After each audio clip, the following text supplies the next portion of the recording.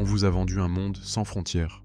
La technocratie mondiale vous promet la prospérité, l'efficacité, l'harmonie par les règles communes.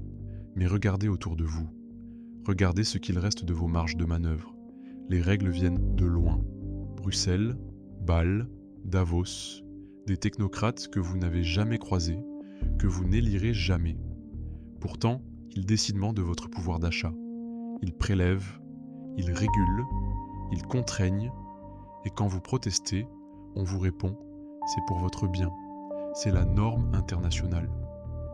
La souveraineté nationale, ces gens l'appellent repli sur soi, populisme, archaïsme.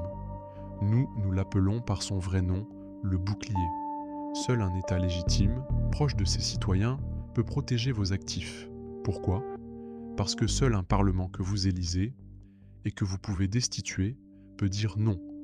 Non aux prélèvements extraterritoriaux qui siphonnent votre épargne. Non aux normes absurdes qui tuent votre petite entreprise. Non à cette main invisible des marchés qui, très vite, devient un point supranational. Regardez les récents changements géopolitiques. Les nations qui ont conservé leur monnaie, leur droit fiscal propre, leurs frontières douanières contrôlées, elles encaissent les chocs, elles ajustent, elles protègent les leurs.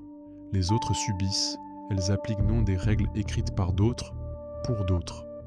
L'interdépendance totale, c'est la vulnérabilité totale.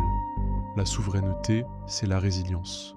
Votre liberté économique personnelle, votre épargne, votre héritage, votre travail, le toit de vos enfants, ne tient qu'à une seule chose. Qui écrit les lois qui s'appliquent à vous ? Si la réponse est quelqu'un que vous n'avez pas choisi et que vous ne contrôlez pas, alors vous n'êtes pas libre, vous êtes administré. Une ressource, une ligne dans un tableur global. La forteresse nationale n'est pas un fantasme xénophobe, c'est la dernière digue avant la submersion technocratique. Un État fort pour un individu libre. La souveraineté nationale, le bouclier ultime de votre liberté économique. Alex Pressman pour Focus Pragma.